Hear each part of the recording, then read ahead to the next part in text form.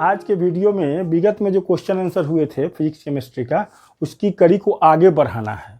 और अगला क्वेश्चन है जो अभी तक की प्रश्न हुई, तो आगे का क्वेश्चन था, इन समर माने गर्मी के दिनों में one feels comfortable in white clothes than in black clothes because, माने गर्मी के दिनों में लाइट कलर का जो कपड़ा होता है ज़्यादा कंफर्टेबल होता है। वन फील्स, देखिए एक चीज़ जानना चाहिए अक्सर, यहाँ वन का मीन्स होता है वी या पीपुल। वन का अर्थ होता है वी या पीपुल, माने हम लोगों को आरामदेह लगता है गर्मी के दिनों में व्हाइट क्लोथ्स कंपेरेटिवली जो डार्क क्लोथ होता है उसकी तुलना में। इसकी क्या कारण है? इसके टू रीजन्स हैं। इसके टू रीजन है। एक तो रीजन है कि दे एब्जॉर्ब, दे मतलब वही व्हाइट क्लोथ जो है, they absorb less radiant heat, they absorb less radiant heat, माने जो व्हाइट क्लोथ जो होते हैं वो कम एब्जॉर्ब करते हैं कंपैरेटिवली टू डार्क क्लोथ्स के, जिसके चलते जो है हम लोगों को जो है आसान अच्छा लगता है, कंफर्टेबल फीलिंग्स होता है। और दूसरा रीजन है, एक रीजन और है जो ऐसा होता है, वह सन्स रेज को जो व्हाइट कलर्स होते हैं उसको कम पेनिट्रेट करता है। सन्स रेज जो आते हैं उसको पेनिट्रेट माने अंदर आने के लिए वह मना करता है। व्हाइट क्लोथ्स में ऐसा नहीं होता है। Preventing the penetrating of sun rays comparatively to dark, dark colour जो है ज़्यादा पेनिट्रेट हो जाता है और व्हाइट क्लॉथ्स जो होता है सन्स रेज को कम पेनिट्रेट करता है। सो टू रीजन्स है या कारण है जो गर्मी के दिनों में आदमी व्हाइट क्लॉथ्स पहनना अधिक कंफर्टेबल फील्स करते हैं। Now comes the next question, बड़ा इंपॉर्टेंट है। द साइंटिफिक लॉ, एक वैज्ञानिक लॉ है, व्हिच स्टेट्स जो कहता है कि ए बॉडी, ये बॉडी का मतलब होता है कोई पिंड, a body when emerge in a liquid, किसी पिंड को किसी तरल में जब डुबोया जाता है, इमर्ज किया जाता है, एक्सपीरियंसेस एन अपवर्ड थ्रस्ट, किसी पिंड को अगर पानी में डुबोते हैं तो अंदर से एक फीलिंग्स होता है कि वो ऊपर की ओर आ रहा है, एक बल लग रहा है, upward thrust equal to the weight of the liquid displaced by weight, जित वस्तु द्वारा जो पानी के हटाए गए द्रव के भार के बराबर होता है। यानी इसको हिंदी में समझ लिया जाए, यह किस सिद्धांत, यह कौन सा लॉ है, तो ये लॉ है आर्किमिडीज लॉ। आर्किमिडीज ने एक सिद्धांत दिया था, किसी भी पिंड को अगर द्रव में पूर्णतः या अंशतः डुबोया जाता है तो उसके भार में कमी होती है और वह कमी उस पिंड द्वारा हटाए गए द्रव के भार के बराबर होता है। उसी को इंग्लिश में कहा गया है the scientific law which states माने बताता है कि a body when emerge in a liquid partially या होल्ली, या तो अंशतः डुबाइए या पूर्णतः डुबाइए, एक्सपीरियंसेस एन अपवर्ड थ्रस्ट, एक ऐसा लगता है कि ऊपर की ओर बल लग रहा है, equal to the weight of the liquid displaced by it. और यह जो साइंटिफिक लॉ है आर्किमिडीज लॉ, इससे क्वेश्चंस पूछा जाता है कि आर्किमिडीज महोदय ने जब इस सिद्धांत का प्रतिपादन किया, खोज किया, तो उनके मुंह से कौन सा शब्द निकला था? उनके मुंह से निकला था यूरेका, मिल गया, यूरेका। ये क्वेश्चन है कि आर्किमिडीज महोदय ने जब इस सिद्धांत का प्रतिपादन किया था तो उनके मुंह से कौन सा शब्द निकला था? उनके मुंह से शब्द निकला था यूरेका, माने मिल गया, माने उस सिद्धांत का प्रतिपादन हो गया। अच्छा क्वेश्चन है। नेक्स्ट क्वेश्चन है, व्हिच ऑफ द फॉलोइंग, बहुत आसान है, which of the following chemical change, दो तरह के चेंज, एक फिजिकल चेंज और एक केमिकल चेंज होता है, एक भौतिक परिवर्तन और एक रासायनिक परिवर्तन। भौतिक परिवर्तन में है कि एक स्टेट से दूसरे स्टेट में अगर कोई वस्तु चला गया है, जैसे कोई आइस है, वो आइस जो है लिक्विड बन गया और लिक्विड पुनः आइस में आ गया, तो this is the physical change, एक दूसरा गया फिर वो बदला गया। लेकिन दूध से अगर दही बन गया तो दही से फिर दूध नहीं बना, this is the chemical change. तो यहाँ क्वेश्चन है which one of the following is the chemical change. तो फर्स्ट ऑप्शन है melting of ice, melting of ice माने बर्फ पिघल गया है, मेल्टिंग ऑफ आइस। दूसरा है बर्निंग ऑफ कोल जो है जल गया है, बर्निंग ऑफ कोल। और तीसरा है बोथ, माने दोनों which of the following the chemical change. अब मेल्टिंग ऑफ आइस मतलब क्या है कि आइस तो मेल्ट कर गया तो लिक्विड बन गया, फिर जो उसको आइस में बदला जा सकता है, तो यह केमिकल नहीं होगा, यह फिजिकल चेंज होगा। लेकिन बर्निंग ऑफ कोल जब जल गया है तो फिर इससे कोयला नहीं बनाया जा सकता है। So only one answer is burning of coal is a chemical change. जैसे दूध से दही बन गया, ये केमिकल चेंज है। लेकिन पानी आइस में बदल गया और आइस फिर पानी में बदल गया, this is the physical change. अगला है एनर्जी, ऊर्जा, which a body has by reason of its motion. जो ऊर्जा है, जो गति के चलते जो ऊर्जा होता है, बहुत आसान है, एक स्थिति के चलते भी ऊर्जा होता है। जैसे किसी पत्थर को अगर छत पर रख दिया जाए और वो पत्थर अगर गिरता है तो स्वाभाविक है उसमें ऊर्जा है जिसके चलते आपको चोट लग जाती है। तो एनर्जी जो है मोशंस के चलते, this is the kinetic energy, this is the kinetic energy, उसको गति ऊर्जा करती है। और काइनेटिक एनर्जी का जो के बराबर होता है ½ mv²। और स्थितिज ऊर्जा पोटेंशियल एनर्जी का होता है, वो भी पूछा जाता है स्थिति के चलते। अब कोई पत्थर को उठा करके छत पर ले जाइए, छत पर ले गए तो उस पत्थर में कौन सा एनर्जी स्टोर है, उसमें पोटेंशियल एनर्जी, स्थितिज ऊर्जा स्टोर हो जाता है। तो फाई बराबर mgh, m तो मास है, g एक्सेलरेशन टू ग्रेविटी है, और आप मान लीजिए कि धरातल से ऊपर में ले गए, जितना ऊंचाई वही होगा mgh। तो this is the potential energy का हो गया, और ये काइनेटिक एनर्जी, दोनों सूत्र दिमाग में रहता है कि बराबर ½ mv² काइनेटिक एनर्जी का हो गया, पोटेंशियल का mgh होता है। स्थिति बदला है, हाइट पर आप किसी चीज को ले गए और दिस इज द पोटेंशियल। लेकिन यहाँ क्वेश्चन था वो काइनेटिक एनर्जी होगा। अगला क्वेश्चन थर्मोडायनेमिक्स, थर्म माने गर्मी, और डायनेमिक्स तो मोशन है। तो thermodynamics is the branch of physics, physics का भौतिकी की एक शाखा है physics, concern with relation between.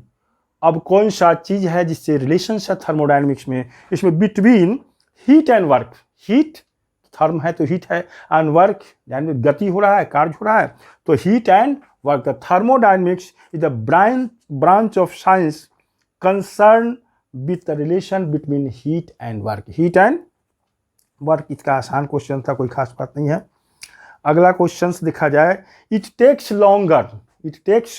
Longer to cook potatoes, potatoes हो चाहे कोई भी चीज़ हो, अधिक समय लगता है पकने में। ऑन द हिल्स माने पहाड़ों, यहाँ दूसरे शब्दों में सुन लिया जाए, पहाड़ों पर खाना देरी से पकता है। लॉन्गर माने देरी से, पहाड़ों पर खाना देरी से पकता है, चाहे पोटैटोज हो, चाहे राइस हो, चाहे पल्सेस हो, कुछ भी हो, देरी से पकता है। कंपैरेटिवली टू द प्लेन्स, मैदानी इलाका की तुलना पर पहाड़ों पर खाना देरी से पकता है। ये क्वेश्चन अक्सर पूछा जाता है कि पहाड़ों पर खाना देरी से क्यों पकता है, क्योंकि पहाड़ों पर का वायुमंडलीय दाब, एटमॉस्फेरिक प्रेशर लो हो जाता है। जब एटमॉस्फेरिक प्रेशर लो होता है तो बॉइलिंग पॉइंट भी लो होता है, और बॉइलिंग पॉइंट जब लो हो जाता है तो खाना देरी से पकता है। बहुत इंपॉर्टेंट है। पहाड़ों पर, मैदानी इलाका से जब पहाड़ों पर ऊंचाई पर आप जाएंगे तो एटमॉस्फेरिक प्रेशर लो हो जाता है, और जब एटमॉस्फेरिक प्रेशर लो हो जाता है तो खाना, तो बॉइलिंग पॉइंट भी कम जाता है, बॉइलिंग पॉइंट कम जाता है तो खाना देरी से पकता है। इसी में क्वेश्चन पूछा जाता है क्या कारण है कि प्रेशर कुकर में खाना जल्दी पक जाता है, क्योंकि उसका एटमॉस्फेरिक प्रेशर बढ़ जाता है। वैसा बनावट है उस बर्तन की कि उसका एटमॉस्फेरिक प्रेशर बढ़ जाता है, और जब एटमॉस्फेरिक बढ़ जाता है तो बॉइलिंग पॉइंट बढ़ जाता है, और बॉइलिंग पॉइंट बढ़ जाता है तो खाना जल्दी पकता है। पहाड़ों पर खाना देरी से पकता है लेकिन प्रेशर कुकर में खाना जल्दी पकता है। इसका मूल कारण है, कहीं एटमॉस्फेरिक प्रेशर कम जाता है, कहीं एटमॉस्फेरिक प्रेशर बढ़ जाता है। जब एटमॉस्फेरिक प्रेशर कम जाता है तो बॉइलिंग पॉइंट कम जाता है, एटमॉस्फेरिक प्रेशर बढ़ जाता है तो बॉइलिंग पॉइंट बढ़ जाता है। जब बढ़ जाता है तो गर्मी अधिक हो जाती है, जब गर्मी अधिक होती है तो खाना जल्दी पकता है। और जब बॉइलिंग पॉइंट कम हो गया, गर्मी कम में बॉयल कर रहा है तो खाना देरी से पकता है। बहुत आसान, दोनों हो गया। प्रेशर कुकर में खाना जल्दी कम पकता है, इसका भी कारण हो गया, और पहाड़ों पर खाना देरी से पकता है, उसका हो गया। प्रेशर कुकर में जल्दी पकता है, उसका हो गया। अगला प्रश्न है, बहुत आसान है, टू एवरी एक्शन, जो भी आप काम कर रहे हो, to every action there is an equal reaction, प्रत्येक क्रिया के बराबर और विपरीत प्रति। Newton's third law of motion, Newton third law of motion में कहा है to every action there is an equal and opposite reaction. Bulb को आप कहीं फेंकते हैं तो उधर से भी आपको रिएक्शंस में आता है, तो इस तरह से होता है। तो एवरी एक्शन में अपोजिट रिएक्शंस होते हैं और वो इक्वल होता है। Newton's third law of motion है। अगला है लाइटेड कैंडल, या कोई कैंडल है जो जला हुआ है। ए लाइटेड कैंडल गेट्स एक्सटिंग्विश्ड, बुझ जाता है। एक जलता हुआ दिया है, कैंडल है, gets extinguished when covered with a tumbler, because जब उसको अगर ढक दिया जाए ऊपर से, किसी गिलास को अगर ऊपर से ढक दिया जाए तो क्यों ढक दिया जाता है? ऑक्सीजन का सप्लाई, चूंकि बर्निंग के लिए, जलने के लिए ऑक्सीजन जरूरी होती है, और वहाँ से ऊपर आप ढक दिए तो ऑक्सीजन का सप्लाई कट ऑफ कर दिया, और ऑक्सीजन का सप्लाई कट ऑफ किया तो स्वाभाविक बात है कि वह बुझ जाएगा। The supply of oxygen is cut off then the flame goes out. स्वाभाविक बात है कि जलने के लिए ऑक्सीजन की जरूरत होती है। तो ठीक है, इसे आसान क्वेश्चन है। हुए अगला क्वेश्चन बहुत आसान है, लेकिन देखा जाए व्हिच विल फॉल फास्टर। अब कोई 2-3 चीज है, ऊपर से नीचे गिरना है, तो which will fall faster in vacuum. अब यहाँ पर वैक्यूम, अक्सर लोग वैक्यूम का स्पेलिंग में गड़बड़ करते हैं, VACUM। वैक्यूम का अर्थ होता है निर्वात। वात का मतलब होता है हवा, और निर्वात का मतलब हवा नहीं है। तो एक खास ऊंचाई के बाद, खासकर 1000 किलोमीटर की ऊंचाई के बाद हवा नगण्य हो जाता है, तो वहाँ निर्वात है, वैक्यूम है। और लाइट के गमन के लिए माध्यम की आवश्यकता नहीं होती, सूरज से तो रेडिएंट हीट आ ही जा रहा है, किसी खास चूंकि उसके लिए माध्यम की आवश्यकता नहीं होती है। तो यहाँ है कि वैक्यूम से अगर किसी चीज़ को गिराया जाए, किसको गिराया जाए, यहाँ प्रश्न है फीदर, कोई पंख को गिरा रहे हैं। दूसरा है एक वुडन बॉल, लकड़ी का कोई बॉल है उसको गिरा रहे हैं। और एक है स्टील बॉल, तीनों को गिरा रहे हैं, लेकिन वैक्यूम में गिरा रहे हैं, और जहाँ ग्रेविटेशनल पुल नहीं है, तो वैसे स्थिति में तीनों जो है साथ साथ आएगा। All will fall at the same speed, all will fall with the same speed. The next question is pressure. Pressure on a liquid, जो एक तरल पदार्थ है, उसमें प्रेशर में ऑप्शंस दिया हुआ है। प्रेशर हो गया, तो उसमें ऑप्शन दिया हुआ है इंक्रीजेज विथ डेप्थ, गहराई में जाने पर उसका लिक्विड का जो प्रेशर है वो बढ़ जाता है। दूसरा है डिक्रीजेज विथ डेप्थ, जैसे जैसे गहराई में जाएंगे तो प्रेशर घट जाएगा। तीसरा है रिमेन सेम विथ डेप्थ, माने गहराई के साथ सेम रह जाता है। तो प्रेशर जो लिक्विड में होता है, जैसे जैसे आप डेप्थ में जाएंगे, गहराई में जाएंगे, तो वह इंक्रीज करता है। इंक्रीज का अर्थ होता है बढ़ता आता है, इसको क्या होता है, बढ़ता आता है। अगला है ड्यूरिंग रस्टिंग। रस्टिंग का मतलब होता है जंग लगना। जब जंग लगता है तो क्या होता है, ऑप्शन दिया गेन्स वेट, मान जंग लगने पर भार, जंग लगने पर क्या होता है, जंग लगने पर भार बढ़ जाता है, मोटे तौर जान के यहाँ लिखा गेन्स वेट और है लॉस वेट, तो ऑप्शन हो गया गेन्स वेट। जंग लगने पर लोहे का भार बढ़ जाता है। बहुत कॉमन चीज़ है, कॉमन चीज़ भी जानना चाहिए, और अक्सर परीक्षा में वही लोग सफल करते हैं जो कॉमन क्वेश्चन है उसको बनाते हैं। जो टफ क्वेश्चन है वो सबके लिए टफ होता है, लेकिन कॉमन क्वेश्चन आपको सही होना चाहिए। तो कॉमन क्वेश्चन है during rusting iron gets weight, iron gains weight, जो आप उसका भार बढ़ जाता है, जंग लगने पर लोहे का भार बढ़ जाता है। अगला क्वेश्चन है फिर एक लॉ कहीं आ गया, व्हिच साइंटिफिक लॉ स्टेट्स, कौन सा वैज्ञानिक कानून बताता है कि ए फ्लूइड, वही लिक्विड को फ्लूइड कहते हैं, इन ए क्लोज्ड सिस्टम, एक किसी क्लोज बर्तन में लिक्विड को रखा गया है, liquid in A close system exert pressure, वो भी एक दबाव डाल रहा है, इक्वली इन ऑल डायरेक्शन, वो चारों दिशाओं में समान दाब डालता है। और this scientific law is called Pascal's law, this scientific law is called Pascal's law. किसी फ्लूइड को, किसी लिक्विड को किसी बर्तन में रख रहे हैं तो उसके चारों इन ऑल डायरेक्शंस में जो प्रेशर एग्जर्ट करता है वह बराबर करता है, और this law, this scientific law states the Pascal's law. अगला क्वेश्चन देखा जाए, at room temperature, room temperature 20 degree Celsius पर होता है मोटे तौर पर। At room temperature all metals are solid, metals are solid with the exception of, लिखिए उसका एक एक्सेप्शन भी है, option is given here, silver, gold and mercury. Silver, gold and mercury, silver gold तो ऐसा हो नहीं सकता है, और चूंकि सॉलिड फॉर्म में है और ये लिक्विड फॉर्म में मरकरी है, लेकिन ये मेटल है, so answer is mercury, Hindi में इसको पारा कहते हैं। अगला क्वेश्चन है एन ऑब्जेक्ट, कोई ऑब्जेक्ट है, वस्तु है, वे लिटिल लेस, वे माने वजन होता है, थोड़ा कम जाता है, एट द इक्वेटर, आपको बताया था ना इक्वेटर क्या होता है, अगर मान लीजिए ये गोल चाहिए, बहुत बार बताया, तो बीचों बीच दिस इज द इक्वेटर, इसको इक्वेटर कहते हैं। धरातल पर बीचों बीच जो कल्पित रेखाएं होती है दिस इज द इक्वेटर। अब जैसे जैसे ऊपर जाएंगे, ऊपर का ट्रॉपिकल रेंज है और यहाँ पर पोलर रीजन है, this is the northern hemisphere और this is the southern hemisphere. जैसा ऊपर में है फिर नीचे में उसी तरह की आप नीचे जाएंगे और यह पोलर रीजन है। क्वेश्चन है N object weigh little less, अब यहाँ से जैसे ऊपर जाएंगे, अगर यहाँ किसी वस्तु का कुछ वजन है तो जैसे जैसे ऊपर जाएंगे तो थोड़ा वजन घटता जाता है। At the equator than at the poles, than equator less weighs, an object weigh little less at, देखिए यहाँ पर कम है और यहाँ पर बढ़ता जाता है, यहाँ पर कम है और यहाँ पर बढ़ते जाता है। तो स्वाभाविक बात है ऐसा क्यों होता है, क्योंकि यहाँ पर ग्रेविटेशनल पुल थोड़ा सा अधिक होता है, बताया था ना 0.5% मोर होता है, तो बताए थे the gravitational pull of the earth at the poles is more, more मतलब अधिक, माने यहाँ पर ग्रेविटेशनल पुल अधिक होता है, यहाँ पर अधिक होता है कंपेरेटिवली, यहाँ पर कुछ कम होता है, इसलिए यहाँ पर अधिक भारी होता है, यहाँ पर कुछ कम भारी होता है तुलनात्मक। This is the equator and this is the pole, पहले ही बता दिया था। अगला है द वेलोसिटी ऑफ लाइट, किसी भी पिंड का महत्तम जो चाहता है, मैक्सिमम स्पीड ऑफ एनी पिंड, एनी जो बॉडी होता है वह प्रकाश के वेग के बराबर होता है। लेकिन here the question is the velocity of light is, the option given is 2,99,782 kilometre पर second, and the second option is 2,97,600 kilometer per second, and the last option is 1,21,600 kilometer per second। तो लिखिए 1 लाख वाला तो नहीं होगा, मोटे तौर पर हम लोग जानते हैं कि 3 लाख किलोमीटर पर सेकेंड, 3 लाख किलोमीटर पर second, but option is given here 2,99,782, लगभग 3 लाख हो गया, और द नेक्स्ट ऑप्शन इज 2,97,600, ये भी लगभग 3 लाख। सो इसका आंसर ए एंड बी, माने प्रकाश का जो वेग होता है वह होता है 3 लाख किलोमीटर पर सेकेंड, 3 लाख किलोमीटर पर सेकेंड करिए, 3 लाख, और यह मीटर में कहा जाए तो 3 × 10 के पावर 8 मीटर, ये 5 हो जाएगा, 3 और 2 5, तो ऐसे लिख सकते हैं 3 × 10 के पावर 5 किलोमीटर पर सेकेंड, या और ऐसे लिखा जा सकता है 3 × 10 के पावर 8 मीटर पर सेकंड। बोथ आर सेम, ऐसे चाल और वेग का ऐसा ही मात्र मीटर पर सेकंड होता है, तो 3 × 10 पावर 8 मीटर पर सेकंड, बट लिखा जा सकता है 3 × 10 पावर 5 किलोमीटर पर second. But option here is 2,99,782 दिया है, तो लगभग वो 3 लाख होता है, तो ऑप्शन के हिसाब से देखकर आप बना देंगे। अगला है X rays, gamma rays, beta raise.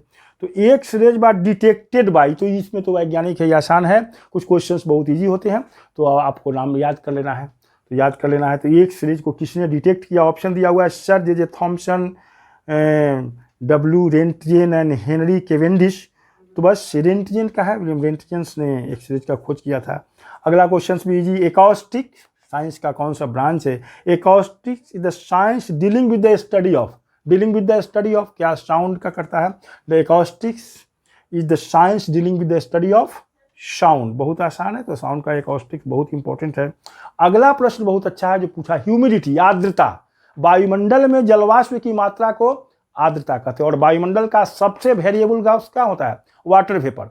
वायुमंडल का सबसे जो वेरिएबल गैस है, कहीं पर अधिक कहीं पर कम, तो वो होता है वाटर वेपर। यहाँ क्वेश्चन है ह्यूमिडिटी इन एयर, हवा में जो ह्यूमिडिटी है, जलवाष्प की मात्रा है, इज मेजर्ड बाय, उसके लिए जो इंस्ट्रूमेंट है ये अक्सर पूछा जाता है, और यह है hygrometer.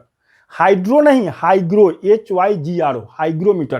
Humidity in air is measured by hygrometer. और ह्यूमिडिटी क्या होता है? वायुमंडल में जलवाष्प की मात्रा को ह्यूमिडिटी कहते हैं, मॉइस्चर कहते हैं, और जो जलवाष्प होता है, वाटर वेपर होता है, वो वायुमंडल का सबसे वेरिएबल गैस होता है।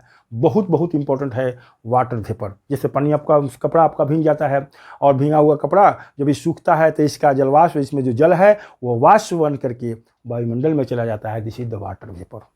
और वही बाद में चल के डस्ट पार्टिकल्स पर संघनित होकर के ऊपर का पानी फिर बादल बन करके ऊपर से नीचे चलाता है, नीचे का पानी ऊपर और ऊपर का पानी नीचे। इसलिए water vapour is very important for climatic change. Climate के लिए, मौसम के लिए, वेदर के लिए वाटर वेपर का होना बहुत इंपॉर्टेंट है।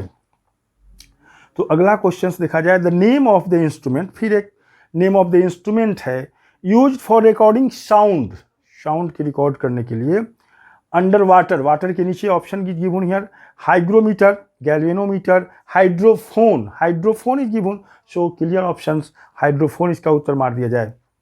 अगला क्वेश्चन है बहुत आसान है, नेम ऑफ द इंस्ट्रूमेंट, फिर एक आएगा name of the instrument use for measuring the depth.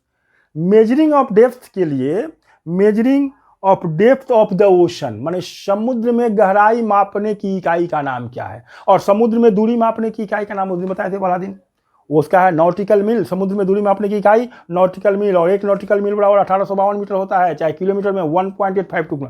बार आपको बोल रहे हैं, याद रख लेना है। बट हियर इज उस इंस्ट्रूमेंट का नाम बताता है जो समुद्र के डेप्थ को, फैदोमीटर, फैदम है, और 1 फैदम 6 फीट के बराबर होता है, और 6 फीट 1.8 मीटर के बराबर होता है। तो खैर उसमें तो है ही, फैदोमीटर 1 फैदम 6 फीट के बराबर होता है।